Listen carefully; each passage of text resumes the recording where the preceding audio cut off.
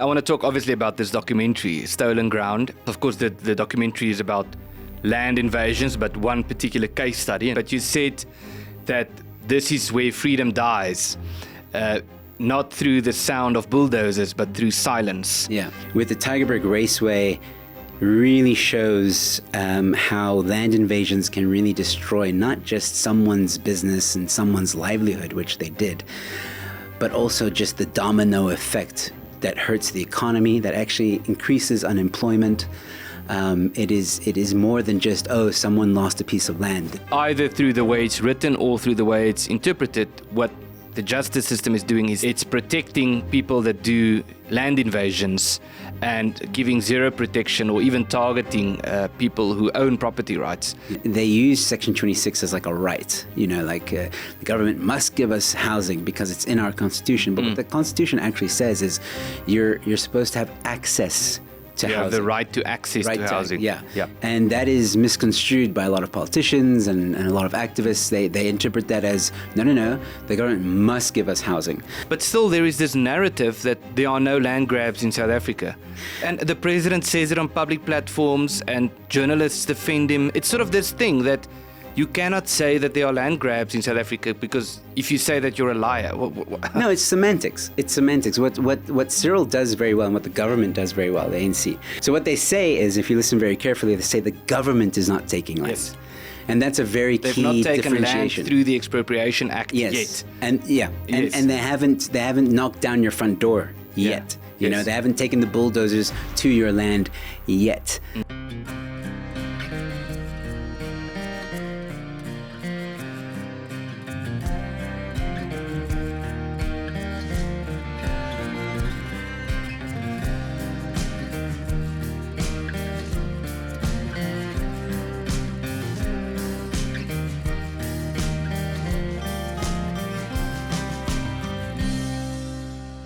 Joe Emilio, thank you. It's great to have you in the studio and great to speak to you again. Welcome. Oh, thank you so much, Ernst. It's great to be here. Such a beautiful studio, and very excited to have this conversation with you.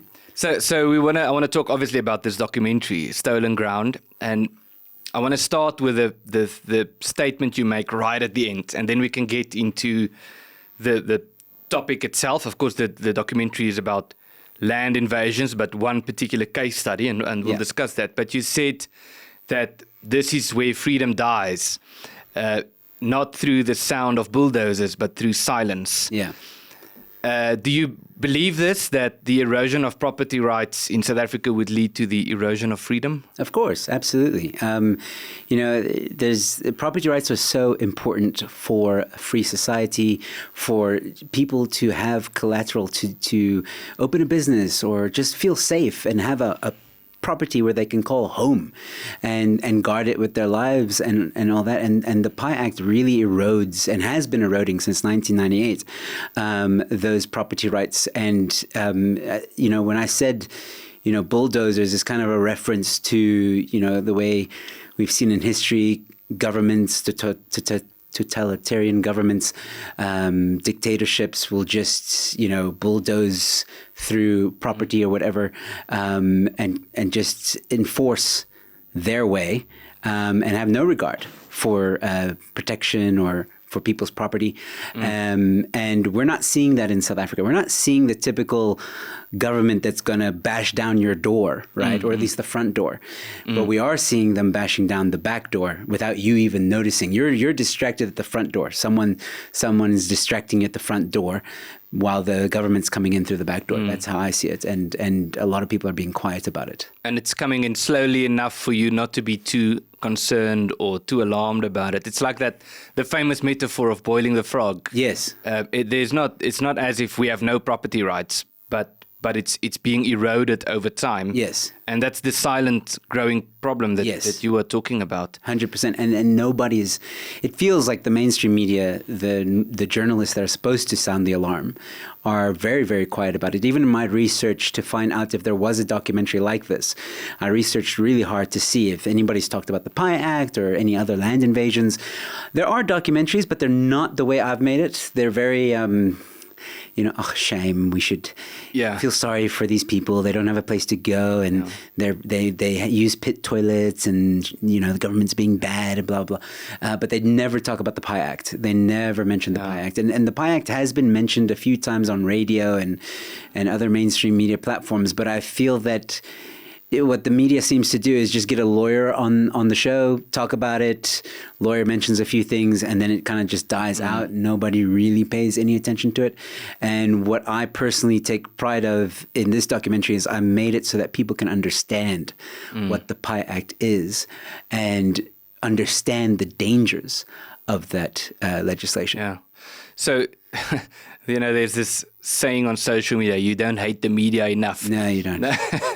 Now, there are some, in their defense, there are some good journalists, and I have friends who are journalists, but it's really, really disappointing to see, and it looks like a global phenomenon, just how the media is not fulfilling their responsibility as they ought to. And this documentary is a good example. You're not a journalist, but no journalist has made this documentary.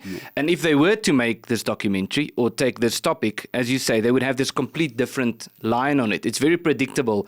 Yep. We can already see and say or predict what a News 24 documentary on Tygerberg would look like. Yeah.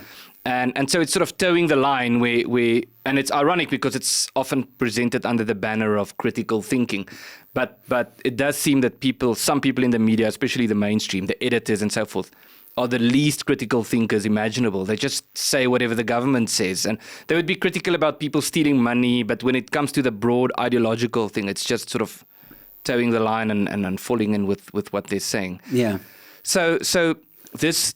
Let's talk about this particular story. And we discussed this, that this, I actually knew about this story, but not that well. And watching the documentary really gave me some perspective.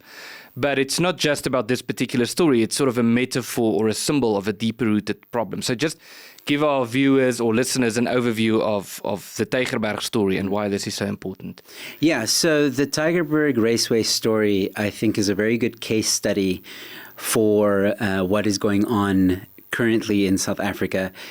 So basically what happened is in July 2020, towards the end of July, this is obviously during the heat of lockdown, nobody was allowed out, there was a protest near the raceway, Blokkenbos. They were protesting because earlier in the week, some of the shacks were removed and they were having a whole hissy fit about it.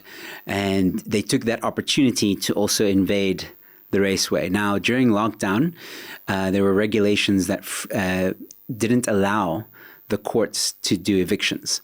So the courts weren't allowed to evict anyone. So the city decided to do an interdict in order to get the courts to approve it so that they could get these people off of the raceway. But then our favorite South African Human Rights Commission got involved and stopped the city from getting the interdict, ironically, protecting criminals rather than the actual person who, has property and his property is being vandalized and destroyed. So once that happened, once the South African Human Rights Commission got involved, it was open season because then the cops weren't allowed to do anything. Nobody was allowed to do anything. And they just, within a week, that raceway was gone, leveled to the ground, everything. And it's not just some raceway. It was the most impressive, the best raceway yes, in the country. According to the people that I interviewed, yes, it was one of the best community raceways in South Africa. It was very important to the community, especially the racing community, because a lot of youngsters started there who are now very popular and well-established racers now. It was also a place where one could get into racing. So if you wanted to build a car and race and practice and all that stuff, you could go there and basically, practice your skills and stuff. And it was a family entertainment kind of vibe. There were families there of all creeds, race, doesn't matter. Before the raceway was gone, it was packed. They built more balustrades, and they had it was just full of people. And also, Chris, the former owner, he would help the community when there was a race event. He would hire from the local communities for car guards or help in the kitchen or ushers or what have you. So he was giving jobs to the people in the surrounding community. And right now, it's gone. Yeah. Yeah. So one of the many things in the documentary that was quite striking was the interview you had with Martin van Staden, who was on our podcast as well, where he said that it's actually ironic what has happened, because the justice system or the legal framework is supposed to protect property rights owners, like you mentioned, and it's supposed to prevent land invasions. But either through the way it's written or through the way it's interpreted, what the justice system is doing is the exact opposite. Mm-hmm. It's protecting people that do land invasions and giving zero protection or even targeting people who own property rights. Yeah. Could you give us some perspective on this, the legal framework, because it's something that you take issue with in the documentary as well? Yeah, so in the documentary, I wanted to make sure that I covered all my bases, especially with the legalese of it. So the first problem is the PI Act. But the second, I would say, is also the Constitution. The Constitution, as Martin says, there's Section 25, which speaks to property rights, and he argues that Section 25 and Section 26 shouldn't be taken on their own. Section 26 has to kind of like fall back on Section 25, which is the right to property and all that stuff, and property being protected. But Section 26, which a lot of these activists for land grabs or even homes that the government supposedly owes people, they use Section 26 as like a right. The government must give us housing because it's in our Constitution. But what the Constitution actually says is you're supposed to have access to housing. Have the right to access to housing. Yeah. And that is misconstrued by a lot of politicians and a lot of activists. They interpret that as, no, the government must give us housing. And so far that leads into the politicians that say, oh, just grab the land, take the land. And then the PI Act comes in, where very, very horrible piece of legislation. It was originally designed or written to right the wrongs of the past with the apartheid era laws, where the government couldn't just come in and kick you out. So that was the main point. And also, if there were women and children that were they couldn't pay rent anymore, or whatever, you couldn't just chuck them on the street. It's kind of like a sympathy thing, which is all good and well. But the problem is the legislation is very poorly written. A home isn't clearly defined, for example. So if you leave, you go on holiday, for example, and I jump over your wall, I have a tent, I erect that, and you come back. Even if I'm not there, even if I'm not in the tent, but there's a suitcase and a makeshift bed, you are legally not allowed to take it away, to destroy it in any way, shape, or form. If you do, I can sue you, and you will have to not only re-erect or get me a new tent. On my property. Yeah, on your property. You will have to pay me compensation for that tent. And if you do want to remove me, you are liable to find alternative accommodation until we sort out the problem. Because what the act essentially does is, once someone erects a structure on your property, even if it's just a tarp, a makeshift tent or whatever, you have to go to the courts and follow a legal eviction.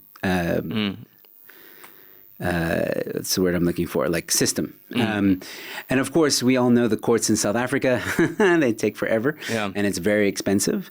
So a lot of the times, a lot of people don't do that. And also another thing with this PI Act is that it was also designed so that, like, if you're renting a property and then someone for whatever reason can't pay, you're not allowed to just kick them out. You have to go through that eviction process through the courts.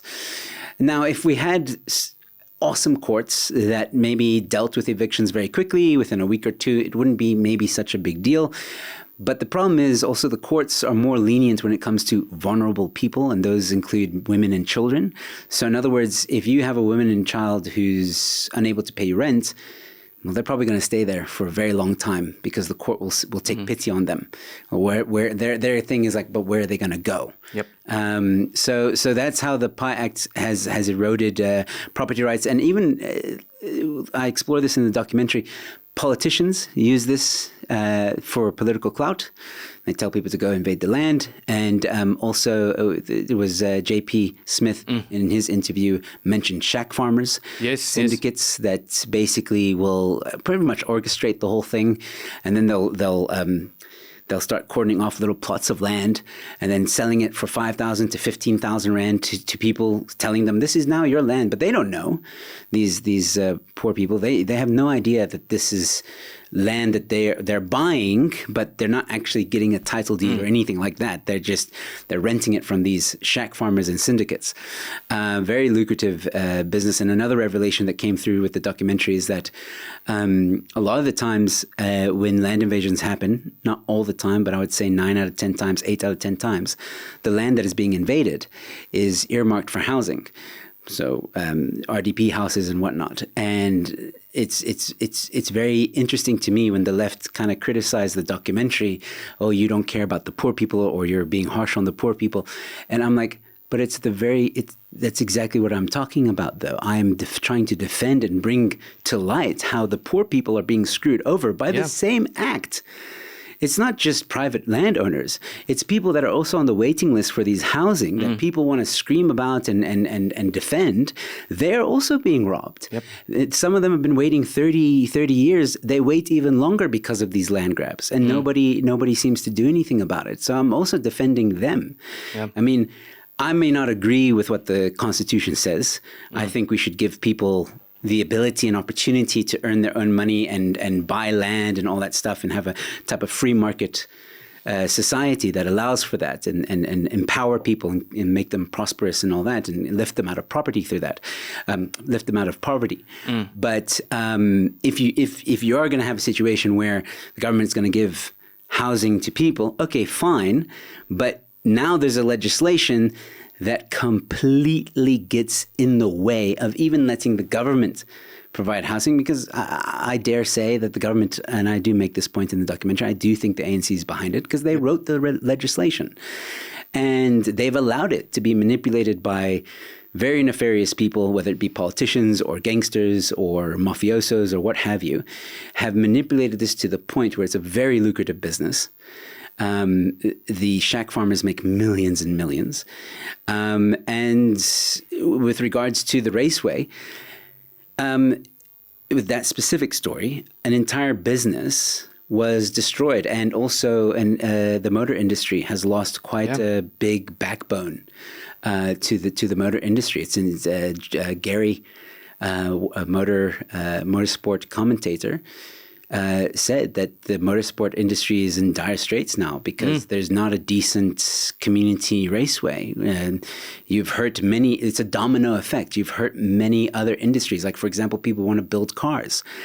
Now that's other unemployment that, or other people that are not employed because, there's not an engineer to make a car, or a painter to paint a car, or what have you, a driver, so on and so forth. It's another domino effect. And spinning as well. There was a great spot in that raceway for spinners, which at the moment in Cape Town, spinners, they spin illegally, but at least they had a spot to spin. Now they don't. And again, other opportunities missed and gone. And that's really, with the Tygerberg Raceway, really shows how land invasions can really destroy not just someone's business and someone's livelihood, which they did, but also just the domino effect that hurts the economy, that actually increases unemployment. It is more than just, someone lost a piece of land. This is a very good case study to show the ripple effects of land invasions. And unfortunately, more and more are happening every day on different kinds of land, which I hope to investigate. I don't want to reveal which areas yet because I get the feeling that I have to keep this close to the chest because there are people that don't want me to talk about this. But I do plan on doing more because, like I said, that was the raceway, that was about a business. But there's other areas that are like forestry or farmland or whatever. Okay, so how does that affect? How did these people even get the ability to take over this land? We know it's the PI Act, but there must have been something else, and maybe even go deeper into the causes and who's really. I want to really hone in on who's behind it. I want to take a moment to thank you for watching and following the content on this channel, and I also want to encourage you to like this video and to subscribe to this channel to ensure that our audience is broadened. But what is really strange and outlandish about this whole situation is you are talking now about just how horrible this particular case was, and all these other cases that you're aware of that you want to look into. And I'm sure people watching this or listening to this can think of their own examples of places where this has happened. But still, there is this narrative that there are no land grabs in South Africa. And the president says it on public platforms, and journalists defend him. It's sort of this thing that you cannot say that there are land grabs in South Africa, because if you say that, you're a liar. No, it's semantics. It's semantics. What Cyril does very well, and what the government does very well, the ANC, is they play semantics. So what they say is, if you listen very carefully, they say the government is not taking land. Yes. And that's a very They've key not taken differentiation. Land through the Expropriation Act yet. And they haven't knocked down your front door yet. You know, they haven't taken the bulldozers to your land yet. And it's interesting because we are seeing it. Like I know the buildings in Johannesburg, they're trying to regain that through the Expropriation Act. And that's also the dangerous thing is, like, I make this point in the documentary as well. Like, the PI Act happens, right?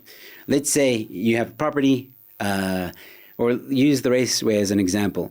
You lose control because these people have taken over. There's shacks everywhere. It's gone. Right?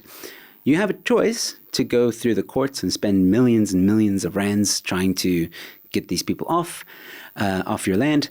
And most of the time, people just don't have that money. They don't have the time, they don't have the energy, and you'll probably go bankrupt trying to get the land back. So you decide, you know what, I'll cut my losses, I'll start something else somewhere else. Now, the problem with that is, in the Expropriation Act, there are a number of reasons in which the government can expropriate without compensation. And also it says that it's not limited to those reasons, but there's a number of reasons in the Act. One of them is abandoned land. And there's a caveat that the government can take abandoned land if you can prove, the government can't take the abandoned land if you can prove that you're in the process of fighting for it. So in other words, you're in a court case and you're fighting to get it back, blah, blah. If you could prove that, the government will say, okay, it's not abandoned because you're trying to get it back.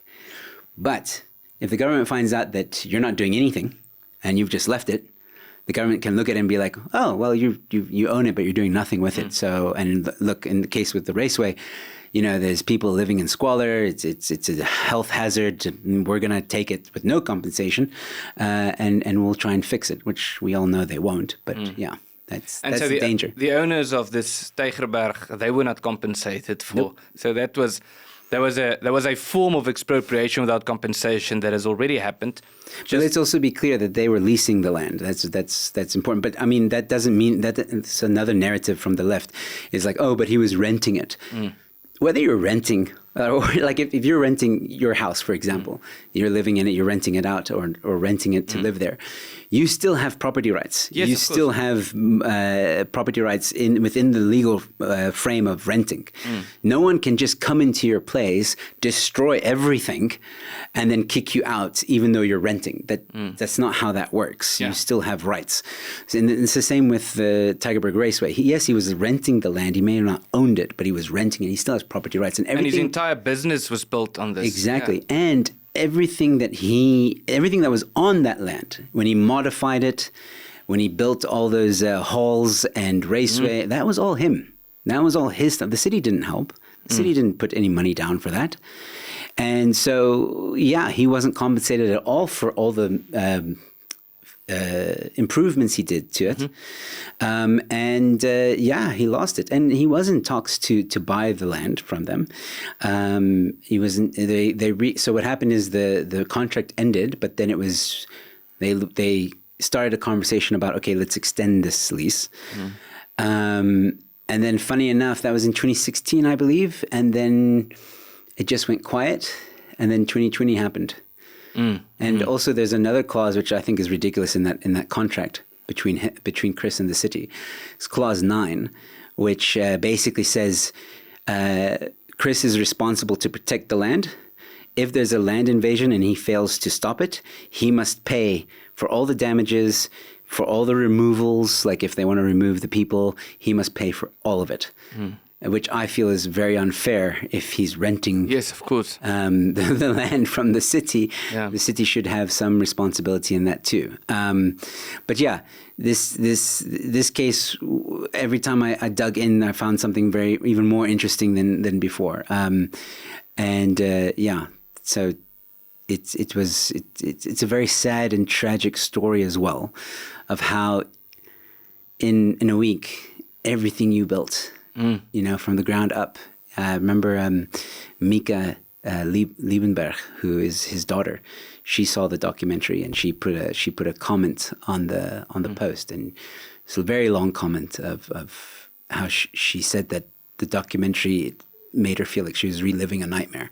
Wow. And that people don't understand what they lost and how much her dad put into it, and the endless nights, the sleepless nights, the improving of this, improving of that, and removing this and removing that to make it a better raceway, and how he brought international racers to that raceway, put a spotlight on South African racing community. He got Springbok colors. He was one of the few race courses to do that. All that hard work of 20 odd years gone in a week. That's incredible. Wow. So before we finish off, you've sort of mentioned that you have some future projects.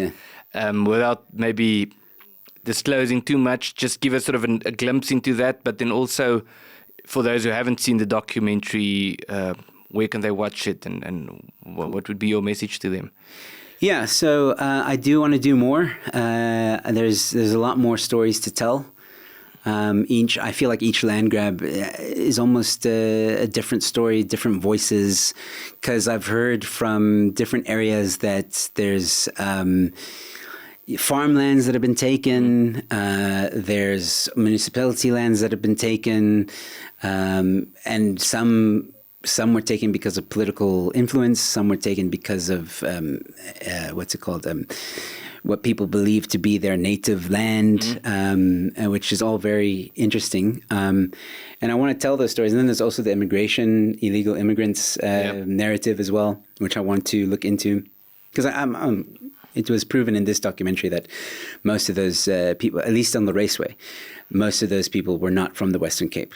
We didn't go into detail about where exactly they're from, but they weren't from the Western Cape. So I know from interviewing people or asking people on the ground that the majority of people on that raceway are Xhosa speaking. From the Eastern Cape. Yeah. So that's, but there's a narrative that's like, oh, it's all Zimbabweans or whatever. No, it's not. But that's just with the raceway. There are other areas that probably there are people from maybe Zimbabwe or wherever else in South Africa that have come and taken over the land. And I want to find that out. I want to find out if that narrative is true through investigating these other areas, as well as what else might be true. How deep does the rot go? How deep does the political influence go? How deep does the mafiosos go? Can I maybe speak to people on the ground and ask them important questions? Not where do you go to the bathroom at night, but like, where did you come from? How did you get this shack? Who brought you here? Where did you hear that you could take this land or buy this land? And not expose, but just, I guess you could say expose exactly how the inner workings of this land grab does work. And I am very careful to mention which areas, because I know that there are some people that might not want this message or this information to go out. Yes, of course. Because when I was doing the website stolenground.co.za, just before the video came out, someone tried to hack it 900 times. Wow. So it was clear that someone, even before the documentary is out, didn't want this getting out. Yeah. And even though there was no inclination of what I was talking about. But there's a clear sign to me that I made a good choice when I was making this documentary to keep it very secret. I didn't want anybody to get wind of it. And I was actually very good at doing that. And with the next one, what I can assure people who may want to help, because I can't do it alone. This one was easy for me to do because the raceway is not too far from me. Everything worked out. Like Mark was in town. Luyolo was in town. Chris was still alive and in South Africa. So everything kind of worked out, and it was easy for me to do on my own and invest a little bit to make a documentary to say, this is what I can do without a budget. I want to do another one, but I want to have a little bit of budget because I want to have security so that I can do certain things. I want to be able to interview more people. I need to have to travel. Yes, travel, accommodation, and get better equipment to film. Not that the filming of this one was bad, but I know that it could be better. I know that investing a little bit in some gear, even if I'm renting it, would just up that level, and maybe I can present it to Netflix or Showmax or whoever, and then just step up the game. Is really what I want to do. And so if people want to support you in doing that, can they contact you through the website? Yes, that's the easiest way is stolenground.co.za. All the information is there about the current documentary, and you can see a section there where it says Stolen Ground 2. That's just the working title now, where they can either give directly to the bank account or they can support on Back-A-Buddy, whichever one they're more comfortable with. And so far, a lot of people have actually donated. I think last time I checked, I'm almost at 6,000, 7,000 rand. That's fantastic. Yeah, but the budget I'm looking for is 150K. Yeah. But that sounds reasonable. That's not even too much. That's, know from making documentaries how much they can cost. Some of them can go into the millions of rands, especially if you're talking about Netflix standard. So I don't think 150K for one of them is a big ask, and I think it's doable. But again, I need support and I need people's help because there are expenses that I just can't cough up myself, unfortunately. Yeah. Well, I hope that our viewers will also support that and hope that they will go and click on the link, and we'll put that up in the description as well. Thank you. So, Joe, thank you for joining us. Thank you for being this side of the country to talk about this topic and for what you've been doing with the documentary. It's really good. And I hope that our viewers will also watch it and share it and also support you in making a second version or a second edition thereof. Great. Ernst, once again, thank you for having me. It was really fun being on the show. Thank you. If you would like to support this channel and the work that we are doing at Lex Libertas to work toward a more sustainable and a more viable political dispensation for South Africa, I would like to encourage you to sign up as a contributor by clicking on the link in the description.